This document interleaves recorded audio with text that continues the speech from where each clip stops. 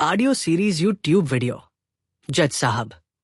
लेखक डॉक्टर नरेंद्र नाथ गुप्ता। एपिसोड 12। उसके लिए किसी फांसी की सजा से कम नहीं है। आज भी रात के 1 बज चुके हैं। अर्चना एक हाथ में खाने की ट्रे और दूसरे हाथ से करण को पकड़े हुए डर से कांपती हुई बेसमेंट की वो पत्थर की सीढ़ियां उतर रही है। बेसमेंट में अब पहले जैसा घुप अंधेरा नहीं है। चक्रेश ने वहां कुछ और लाइटें लगा ली हैं।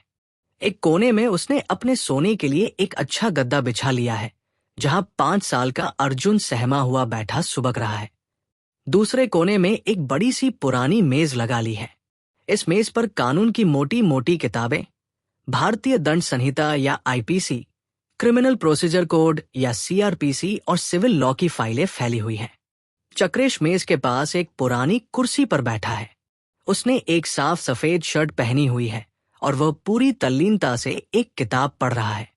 उसके चेहरे पर अब एक झोपड़पट्टी वाले लड़के की बेब्सी नहीं, बल्कि एक पढ़े लिखे और चालाक वकील जैसी गंभीरता आने लगी है। वह एक मुजरिम जरूर है, लेकिन वह कोई बेवकूफ गुंडा नहीं है। वो जानता है कि इस कोठी और इस बेहिसाब दौलत को हमेशा के लिए अपना बनाने के लिए उसे ताकत की नहीं, बल्कि कानून के ज्ञान की सबसे ज्यादा जरूरत है। अर्चना दबे पाव उसके पास पहुंचती है और खाने की ट्रे मेज के एक कोने में रख देती है। उसकी हिम्मत नहीं होती कि वह चक्रेश से आंखें भी मिलाए। वह तुरंत अर्जुन के पास जाती है, उसे चूमती है और करण को वही बेसमेंट में छोड़कर अर्जुन को अपने साथ ऊपर ले जाने के लिए सीढ़ियों की तरफ कदम बढ़ाती है। तभी चक्रेश की भारी और ठंडी आवाज बेसमेंट में गूंजती है। चक्रेश अपनी नजरें किताब से हटाए बिना बहुत ही शांत आवाज में कहता है, रुको अर्चना, मैंने तुम्हें जाने के लिए नहीं कहा। अर्चना के कदम वही जम जाते हैं। उसका दिल जोर से धड़कने लगता है। वह मुड़कर डरते हुए चक्रेश की तरफ देखती है। चक्रेश किताब का पन्ना पलटता है और कहता है, तुमने मुझे इस बेसमेंट में छुपा तो लिया है, लेकिन एक सवाल मुझे कई दिनों से परेशान कर रहा है। मैं यहां दिन रात इन किताबों को पढ़ रहा हूं। मैं यहां बैठकर हिंदू मैरिज एक्ट और प्रॉपर्टी लॉ की बारीकियां समझ रहा हूं, ताकि मैं तुम्हारी इस दौलत का कानूनी वारिस बन सकूं। लेकिन एक मुजरिम चाहे कितना भी शातिर क्यों ना हो, वो 4 दीवारों के अंदर कैद रहकर बाहर की दुनिया पर राज नहीं कर सकता। मुझे इस बेसमेंट के बाहर आंखें और कान चाहिए। मुझे पता होना चाहिए कि ऊपर की दुनिया में, तुम्हारे परिवार में और पुलिस में क्या चल रहा है। अर्चना घबराकर और कांपते हुए कहती है, मैं तो तुम्हें रोज खाना देती हूं।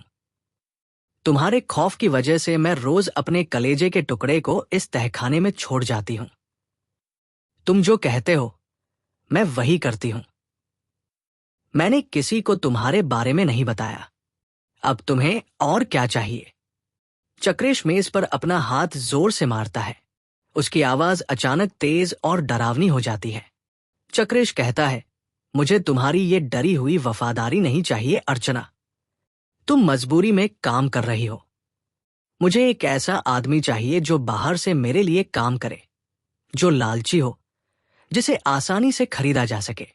इस कोठी में तुम्हारे पति का सबसे पुराना नौकर कौन है? कोई ऐसा जो घर के चप्पे चप्पे से वाकिफ हो और जिस पर बाकी नौकर या कोई बाहर वाला शक ना करे।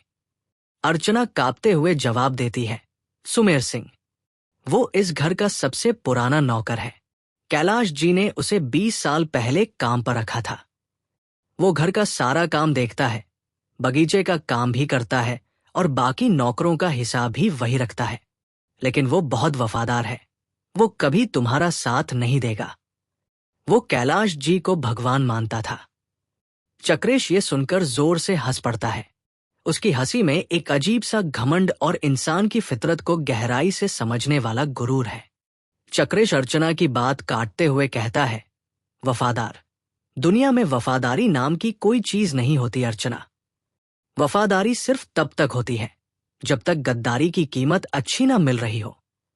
20 साल तक तुम्हारे पति ने उस सुमेर सिंह को नौकर बनाकर रखा। उसे चंद कौड़ियों की तनख्वाह दी होगी। क्या कभी उसे किसी कंपनी में हिस्सेदार बनाया? क्या कभी उसे अपने साथ डाइनिंग टेबल पर बिठाकर खाना खिलाया? नहीं ना। मैं उस सुमेर सिंह को खरीदूंगा। उसकी वफादारी की कीमत मैं लगाऊंगा। मुझे बस थोड़ा पैसा चाहिए। अर्चना हैरान रह जाती है। वो कहती है, पैसा? चक्रेश अपनी कुर्सी से उठता है और अर्चना के बिल्कुल करीब आकर खड़ा हो जाता है। चक्रेश कहता है, हाँ, पैसा। तुम्हारी कोठी में, तुम्हारे बेडरूम में जो तुम्हारे पति की निजी तिजोरी है, मुझे उसकी चाबी चाहिए। मुझे पता है कि कैलाश जैसे बड़े लोग अपने घर में हमेशा लाखों रुपए कैश या नकद रखते हैं। मुझे वो कैश चाहिए, अभी के अभी। अर्चना पीछे हटती है। वह इनकार में अपना सिर हिलाती है। अर्चना रोते हुए कहती है, नहीं, तिजोरी की चाबी मेरे पास है, लेकिन मैं तुम्हें नहीं दूंगी। तुम मेरा सब कुछ छीन रहे हो। वो मेरे बच्चों के पैसे हैं। चक्रेश अपनी आंखें छोटी करता है और उसकी आवाज बर्फ की तरह सर्द हो जाती है। वह फर्श पर बैठे करण की तरफ इशारा करता है। चक्रेश कहता है, मैंने तुमसे पूछा नहीं है अर्चना, मैंने तुम्हें हुक्म दिया है। अगर तुम 5 मिनट के अंदर वो चाबी और पैसे लेकर यहां नहीं आई, तो मैं अभी इसी वक्त तुम्हारे इस बेटे की गर्दन यही मरोड़ दूंगा और ऊपर आकर तुम्हारे दूसरे बच्चे को भी हमेशा के लिए इसी बेसमेंट में घसीट लाऊंगा।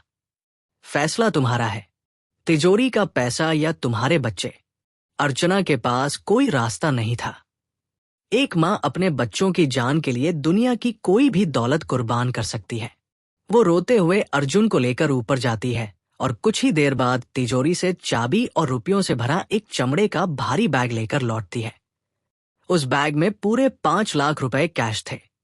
उस दौर में 5 लाख रुपए बहुत बड़ी रकम हुआ करती थी। चक्रेश उस बैग को खोलता है। नोटों की गड्डियां देखकर उसकी आंखों में एक भूखे भेड़िए जैसी चमक आ जाती है। वो अर्चना से कहता है, बहुत खूब। अब कल रात ठीक 12 बजे तुम उस सुमेर सिंह को किसी बहाने से इस स्टोर रूम में भेजोगी।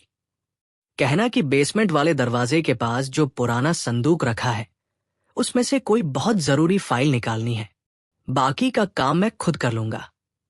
और हां, अगर तुमने कोई चालाकी करने की कोशिश की तो अंजाम याद रखना। अगली रात कोठी में हर तरफ सन्नाटा है। सिर्फ बगीचे में झींगुरों की आवाजें आ रही हैं। सुमेर सिंह, जिसकी उम्र लगभग 55 साल है, आए।